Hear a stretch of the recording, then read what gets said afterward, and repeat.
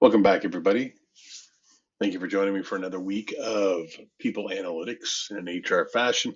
Today, we're going to do a little bit of exploration around productivity and kind of dig into some of the concepts that we've learned. We're going to keep it very simple in this particular exercise. And you'll notice on the screen here, I have my labor productivity CSV already loaded. I'm not going to show you how to do that. I've shown you for a couple weeks now. If you don't have that down, take a look back at the past week 4, week 3 modules where we had some exercises around loading that. So I'm going to assume you've got that loaded, and we're going to do something slightly different today. We're still going to click on labor productivity's data set, but in the create a report, rather than going to the auto create, we're going to actually start from scratch. We're going to build something up custom and unique, really because we want to refine some stuff. And so the data that we selected this week is specific to Canada, and it's specific to productivity.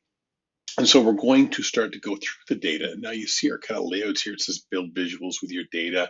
We have filters, we have visualizations, we have fields. All right.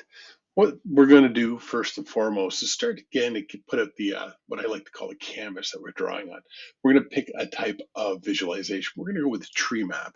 Probably something you're not terribly familiar with, but a tree map lays things out in cubes and gives you a nice visual representation of what you're looking at for a quick comparison.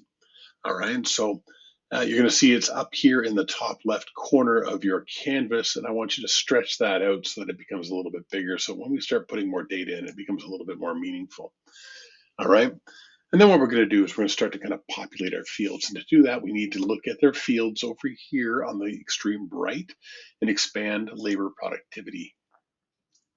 There's a lot of data in here, and I suggest you kind of pour through it and take a look at it on your own time. But for the purpose of this exercise, the first thing we want to take a look at is some key terms. And sometimes we have to do a bit of research, look for a legend. I'm going to help guide you through this.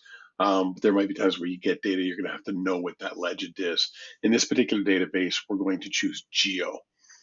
And geo will be our category. And you'll notice it popped right into category right off the bat. And it's geography. It's going to take a look at things by the provinces.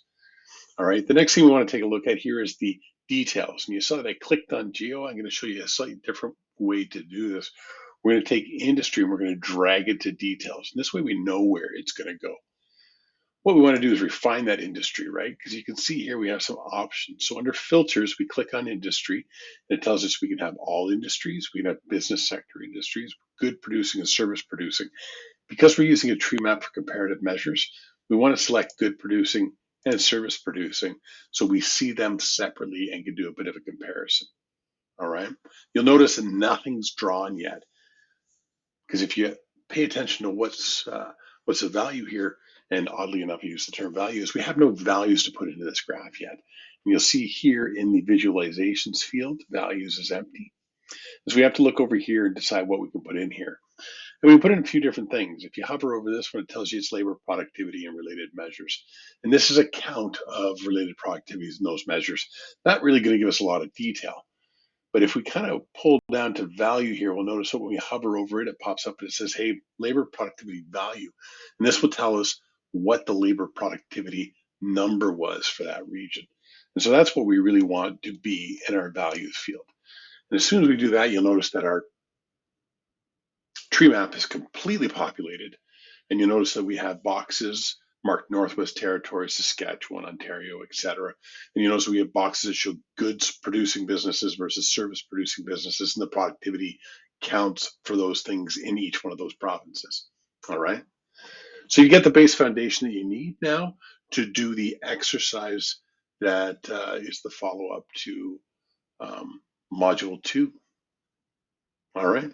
We'll see you soon.